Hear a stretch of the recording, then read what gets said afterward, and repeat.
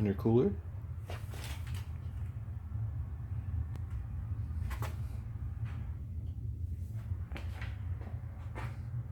Not too sure about the clearance here. I'm thinking about trying to bend this somehow without breaking it, hopefully. But it gets pretty close and or rubs. Here's the other one. They supply this. It has sort of a little indent here for the tubing.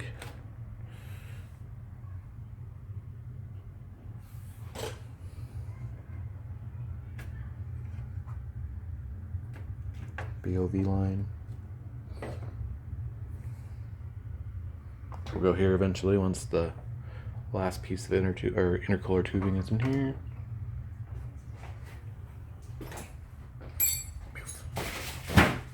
Stuff everywhere.